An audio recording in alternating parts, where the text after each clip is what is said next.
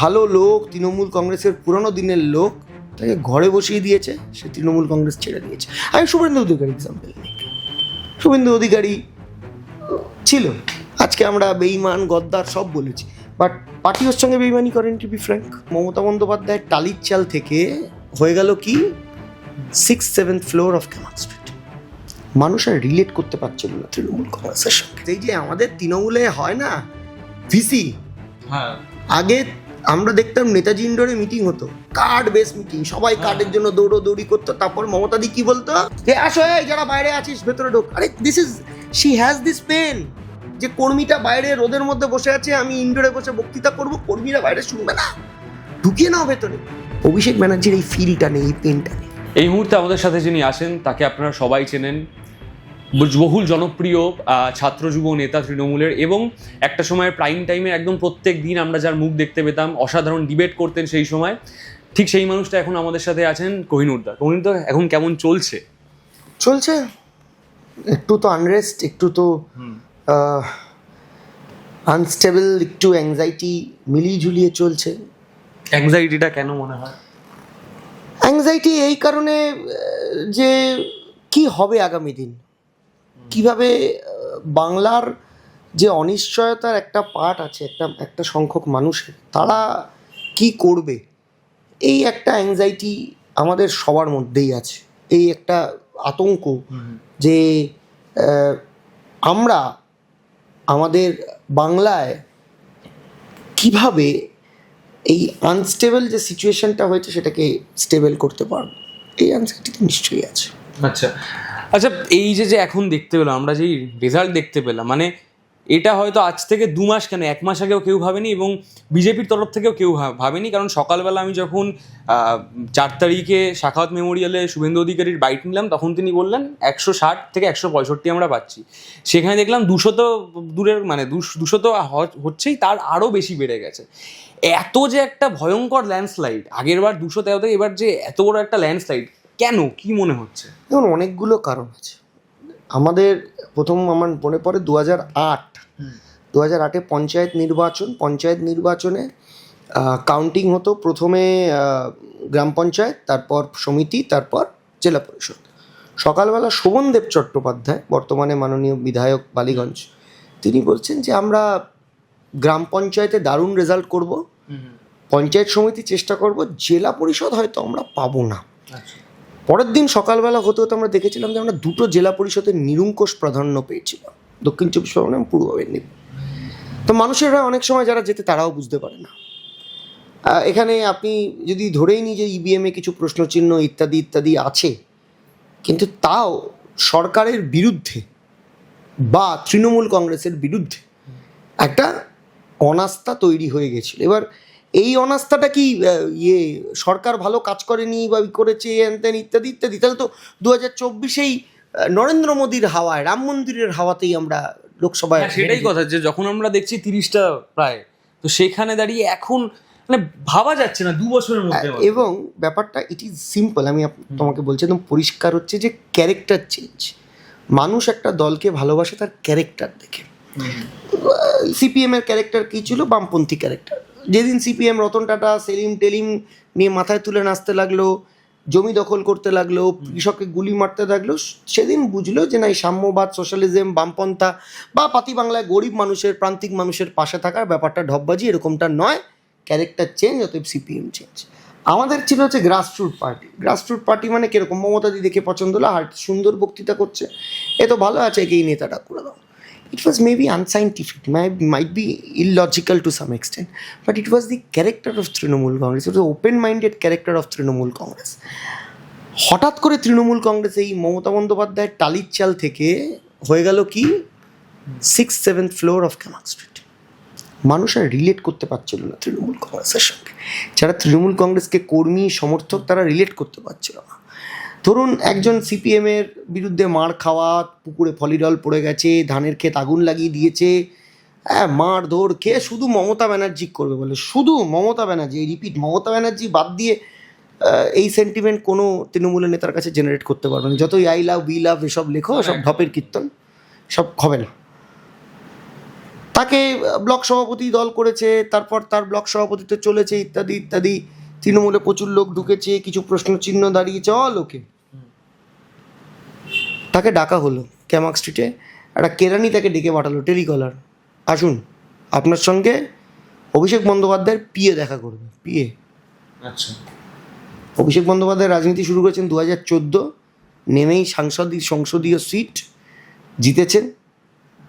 এরপর কি হলো, সে সকাল 11টার সময় সেজে গুজে পায়জামা পাঞ্জাবি পরে নেতার সঙ্গে কলকাতায় দেখা করবে, হ্যাঁ, এলো, এসে বসে থাকলো। দুপুর 3টের সময় অভিষেক বন্দ্যোপাধ্যায় ঢুকলো কনভয় নিয়ে, অল লকড।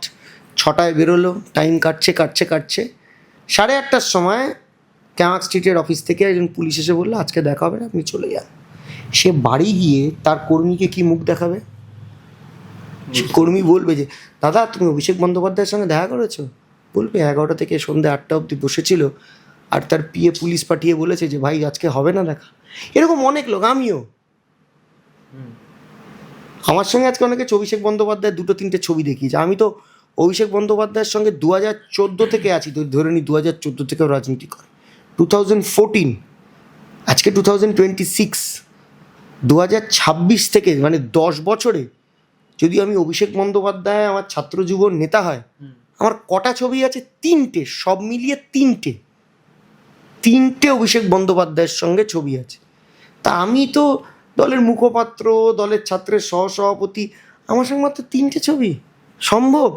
3টে কি, 3বার জন্মদিনে, 3টে জন্মদিনে, মানে আমাদের এই কলকাতার, হ্যাঁ, পলিটিক্যাল, ওদিন আবার না গেলে নম্বর কমে যাবে আর কি, জন্মদিনে। আচ্ছা, 3টে জন্মদিন, তো যেতে হয়েছে, গেছি। তো এই যে প্রপার উপাসনা, এটা তো তৃণমূলে ছিল না যে আমাকে উপাসনা করতে হবে। মমতাদি ডেকেছে, বকেছে, কাঁচা খিস্তি করেছে, আবার আদর করে বাড়ি পাঠিয়ে দিয়েছে। কিন্তু এই যে উপাসনা করতে হবে, প্রপার মন্ত্র, প্রপার তন্ত্র, প্রপার মূর্তি, প্রপার ঘট, প্রপার নৈবেদ্য, প্রপার দক্ষিণা, এই প্রপারলি না হলে মহাদেব রুষ্ট হবেন এবং তোমার রাজনৈতিক কেরিয়ার মায়ের ভোগে চলে যাবে। এরকম উদাহরণ আছে, পরপর উদাহরণ, টানা উদাহরণ দিতে পারি আমরা। যেরকম উদাহরণ আছে, যাকে ভালো লোক, তৃণমূল কংগ্রেসের পুরনো দিনের লোক, তাকে ঘরে বসিয়ে দিয়েছে, সে তৃণমূল কংগ্রেস ছেড়ে দিয়েছে। আমি শুভেন্দু অধিকারী এক্সাম্পল নিই। শুভেন্দু অধিকারী ছিল, আজকে আমরা বেঈমান, গদ্দার সব বলেছি, বাট পার্টি ওর সঙ্গে বেঈমানি করেন, টু বি ফ্র্যাঙ্ক। পার্টি সজল ঘোষের সঙ্গে বেঈমানি করেন, পার্টি তাপস রায়ের সঙ্গে বেঈমানি করেন। ডেকে একবার মন্ত্রী করলো, 2 দিনের মধ্যে মন্ত্রিত্ব সরিয়ে দিল।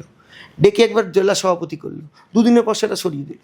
আরে ভাই, তার তো পাড়ায় সম্মান আছে, তার তো পাড়ায় 4টে লোক বলছে এ বাবা এরম হলো কি করে, তাকে তো সম্মান নিয়ে দলটা করতে হবে।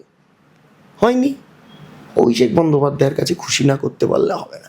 আবার দেখুন, এরকম কিছু লোক যারা প্রপারলি অভিষেক বন্দ্যোপাধ্যায়কে খুশি করেছে, তারা যত পাপ করবে, যত কিছু করবে, সব মিটে যাবে, সব ঠিক হয়ে যাবে।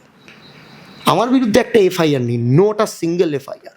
কাউকে মেরেছি, ধরেছি, আমাকে দেখিয়ে দিক যে আমি কারোর থেকে টাকা নিয়েছি, টাকা চুরি করেছি, কোথাও কাউকে চাকরির নাম করে টাকা দিয়েছি, 2 পয়সার আমাকে এক্সাম্পল দিয়ে দিক যে অভিষেক বন্দ্যোপাধ্যায়ের বাড়িতে অভিযোগপত্র পাঠিয়েছে। যার নামে জিটিএ স্টেট গভর্নমেন্ট এফআইআর করলো, তাকে ক্যান্ডিডেট, তাই সে ক্যান্ডিডেট হয়ে গেল, তার নামে কোনো কমপ্লেন নেই। সিটিং এমএলএ ছিল, তাকে বাদ দিয়ে নোয়াপাড়ায় ক্যান্ডিডেট করে দেওয়া হলো। আমি তো ক্যান্ডিডেট চাইনি, আমি কোনোদিন অ্যাপ্লাইও করিনি। দেখাতে পারবে না যে কাগজ আমি বায়োডাটা পাঠিয়েছি আমাকে ক্যান্ডিডেট করুন, নো। সে ক্যান্ডিডেট হয়ে গেল, সে বছরের পর বছর রাজ্য সভাপতি থাকলো। তার আমলে কলেজে দুর্নীতি, কলেজে ম্যাঙ্গো মিস্ট্রোর মতো ঘটনা, কলেজে ধর্ষণের মতো ঘটনা, এত কিছু ঘটলো। তৃণমূল কংগ্রেস কালিমা লিপ্ত হলো, কেউ ডেকে ওকে বললো না যে ভাই এটা খারাপ হচ্ছে, তোমাকে বাদ দিয়ে দিলাম, অন্য কেউ দেখো। দিনের পর দিন চললো, দিনের পর দিন চললো। কলেজে অ্যাডমিশন নিয়ে গন্ডগোল, দিনের পর দিন চললো, দিনের পর দিন চললো, কোনো কিছু হলো না। আচ্ছা, আমাকে বলতে পারবে আমি আইটিআই কলেজে, টালিগঞ্জ আইটিআই কলেজে থাকি, করি, ছাত্রদের থেকে চাঁদা তোলা হয়, প্রত্যেক বছর বড় বড় প্রোগ্রাম হয়, সোশ্যাল হয়। আমাদের সোশ্যালে কোনো আলো করে দেওয়া হয় না টাকা কলেজ থেকে, সোশ্যাল হয়, সরস্বতী পুজো হয়, বিশ্বকর্মা পুজো হয়। আমাদের পেজে গিয়ে দেখে নেবেন, বিশ্বকর্মা পুজোর ভাসান যে কোনো বড় দুর্গা পুজোর ভাসানের মতো ভাসা না। আমাদের অ্যালুমনাইরা টাকা দেয়, যারা চাকরি করে, যারা তারা টাকা দেয়। আপনি অন্যান্য 10টা কলেজের নাম বলে দিন তো, আমি নাম বলে দেবো। কোন কলেজে ইংরেজি অনার্স দেবে বলে কমিউনিকেটিভ ইংলিশে পড়িয়ে পরে ট্রান্সফার হয়? আপনার দর্শকরা তলায় লিখে দেবে কলেজটার নাম। দীর্ঘদিন কলেজ চালিয়েছে। আমি ডেট বলে দেবো, কোন ডেট গিয়ে শুভেন্দু অধিকারীর সঙ্গে দেখা করে চুপকি দিয়ে পালিয়ে এসছে যে না আমি জিবি জয়েন করব, গিয়ে জয়েন না করে চলে এসছে আবার হাজরা মোড়ে অভিষেক ব্যানার্জির কাছে ঘুরছে। It all happen. পার্টি এদের দেখেছে, পার্টি কেন কর্মীদের দেবে? তো সাধারণ কর্মীদের চোখের জল পড়েছে, তাই আজকে এই রেজাল্ট। আচ্ছা, তুমি তো ছাত্র যুব নেতা ছিলে। আমি যখন বলছি যে আমি আশুতোষ কলেজে পড়েছি, তুমি যেইগুলো বলছো সেইগুলো যদি আমি বলছি যে মেনেও নিই, এবার সেখানে দাঁড়িয়ে তুমিও তো একজন ছাত্র যুব নেতা ছিলে, তাহলে তুমি সেই সময় কেন দাঁড়াওনি? পার্টি কি সেই ব্যাক সাপোর্টটা দেয়নি? বা একদম একটা গল্প বলি। আমার দক্ষিণ 24 পরগনায় এক প্রাক্তন মন্ত্রী, এক বিধায়ক, তিনি তখন প্রাক্তন হয়ে গেছিলেন মন্ত্রী, তাকে তার বদলে এবার অভিষেকদার খুব কাছের লোক ক্যান্ডিডেট হচ্ছে, সে ক্যান্ডিডেট হয়নি, সে জিতেছে। তাকে তৎকালীন এসডিপিও থানায় 8 ঘন্টা বসিয়ে রেখেছিল, তৃণমূলের বিধায়ক। 8 ঘন্টা থানায় বসিয়েছিল। থানার এসডিপিওরা ঠিক করে দিত কে ক্যান্ডিডেট হবে পঞ্চায়েতে, বিধায়করা না। তো আমি যখন তাকে বললাম, অপোজ করলাম, দলে উপরে জানালাম যে এটা তো ঠিক হয়নি, ভালো লাগেনি, আমাকে সেই এসডিপিও, সে পরবর্তীকালে অ্যাডিশনাল এসপি হয়ে 20 জনকে সুপারসাইড করে পূর্ব মেদিনীপুরের এসপি হয়ে চালিয়েছে, অ্যাক্টিং এসপি হয়ে চালিয়েছে দীর্ঘক্ষণ। সে আমাকে ফোন করে কাঁচা গালাগালি, দেখে নেবো, বুঝে নেবো, তুলিয়ে আনবো। আমি কলকাতা পুলিশের আওতায় থাকি, আমি আইন সম্বন্ধে ওয়াকিবহাল, আমাকে তোলানো অত ইজি না। What looked bad is that when I complained this thing to the senior leader, nothing happened. বরং এটা বুঝিয়ে দেওয়া হলো যে সেই পুলিশ কর্মী আমাকে দল চালান। আরে ভাই, অভিষেক বন্দ্যোপাধ্যায় আমাকে বলে দুটো গালাগালি করতে পারতো, সে আমার দলের নেতা। একটা এইচডিপিও আমাকে গালাগালি করবে পার্টির ইন্টারনাল ইস্যু নিয়ে? আমি তোমাকে একটা ছোট্ট এক্সাম্পল দিচ্ছি, এটা একটা এতে আমি তোমাকে পাঠিয়েও দিতে পারি, আমি স্ক্রিনশটটা। মনোজিৎ মিশ্রর যখন ঘটনা ঘটে তখন আমি একটা ফেসবুকে পোস্ট করেছিলাম। আমি পোস্টটা তোমাকে পড়ে শোনাচ্ছি, তাহলে তুমি বুঝতে পারবে ব্যাপারটা কতটা সুবিধা। আমি পোস্ট করেছিলাম যাদের, এই যে এইটা হচ্ছে পোস্টটা, ঠিক আছে, দেখতে পাচ্ছ, ডেট 27। হ্যাঁ, আমি তোমাকে পাঠিয়ে দেবো স্ক্রিনশটটা। যাদের দায়িত্ব দলে নতুন লোক নেওয়া, ফ্রেশ ব্লাড ইনজেক্ট করা, তাদেরকে বেছে নিতে হবে কোন ফ্রেশ ব্লাড দলনেত্রী মমতা বন্দ্যোপাধ্যায়কে অনুসরণ করে। আমাকে দাদা বললো, আমার পেছন পেছন ঘুরলো, আর যারা আমাকে ততটা পছন্দ করো না তাদেরকে ভাগিয়ে দিল। যারা আমাকে খুব একটা পছন্দ করে তাদেরকে কলেজ থেকে ভাগিয়ে দিল, তারাই ফ্রেশ ব্লাড হলো। তাহলে দলের নেতা হওয়ার যোগ্যতা বোধহয় আমার নেই।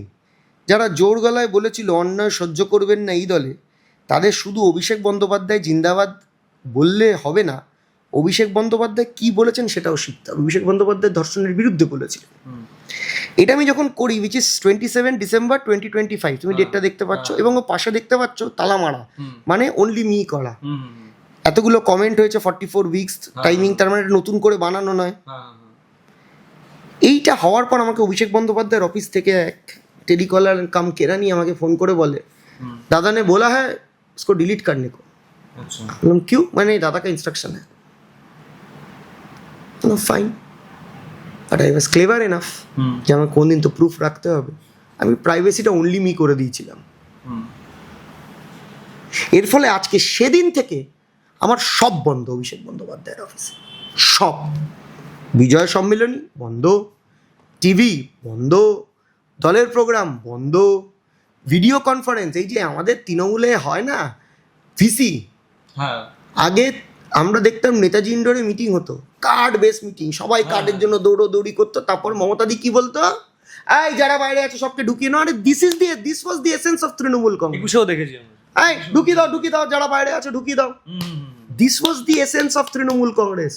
আজকে লিঙ্ক পাচ্ছে না, কি ভিসি লিঙ্ক, কেউ অভিষেক বন্দ্যোপাধ্যায়ের অফিসের খুব ঘনিষ্ঠ, সে লিঙ্ক পাচ্ছে, এবং that link which is he posting in Facebook is a privilege. আমিও প্রিভিলেজ থেকে বাদ, এবং তৃণমূল এটা হয়েছিল। আমি ইউ আস্ক, দেখবেন তাদের যোগ্যতা শূন্য, বিরাট ক্ষোভ মানুষ। আমাকে বলছে সোনার আংটি নি ভাই, গ্রহ পাথরের আংটি, এইটুকু টিনটিনে আংটি আছে, গলায় একটা চেন আছে, সেটা বিয়েতে পাওয়া, এই চেন এই সাইজ বিয়েতে পাওয়া। তাদের সব বড় বড়, ঠিক আছে হতেই পারে, বড় লোক না থাকার কি আছে, বড় লোকরা কি রাজনৈতিক দল করবে না? দেখলাম তারা ভিসিতে আছে, ভিসিতে গন্ডা মার্কা থেকে বেরিয়ে এসে গন্ড মূর্খরা তাকে যদি জিজ্ঞেস করে বড় ধরে, বলো অভিষেক বন্দ্যোপাধ্যায় কী কী বলেছে, 10 লাইন লেখো, এর কলম ভেঙে যাবে, নিব ভেঙে যাবে, বলতে পারবে না। তাদেরকে বাদ। তার মানে কি করছো তুমি? তো এক্সক্লুসিভ করছো পার্টিটাকে, ইনক্লুসিভ করছো না তো। মমতাদি কি করে এসছে দিনটা, ডিফারেন্সটা কি? যে আসো এই যারা বাইরে আছিস ভেতরে ঢোক। আরে this is, she has this pen, যে কর্মীটা বাইরে রোদের মধ্যে বসে আছে, আমি ইনডোরে বসে বক্তৃতা করব, কর্মীরা বাইরে শুনবে না, ঢুকিয়ে নাও ভেতরে। অভিষেক ব্যানার্জির এই ফিলটা নেই, এই পেনটা নেই। আমি শ্রমিক ভট্টাচার্যকে দেখি, আমার বিরোধী দল হতে পারে, আগের অনেক বিজেপির সভাপতি ছিল, গন্ডগোল টন্ডগোল, আরে কবরে চলে গেছে, রাজনৈতিক কবরে। রাহুল সিনহা 9 বার হেরেছে বলে টিটকিরি এই সেই, কিন্তু দল ছাড়েনি, হেরেছে, করেছে, ও করেছে, ঘরে বসে গেছিল, তাকে তুলে এনে রাজ্যসভায় পাঠিয়ে দিল। দিলীপ ঘোষ, ও তো তৃণমূলেই চলে যাচ্ছিল নাকি খবর প্রত্যেক দিন। আমার মনে আছে দিলীপ ঘোষ মিটিং করতে যাচ্ছে, দীঘায় গেছিল বলে বিজেপির কর্মীরা গো ব্যাক দিলীপ ঘোষ বলেছে, হয়েছে তো, তাকে আবার নেতা করে তাকে আবার মাঝখানে নিয়ে এসছে।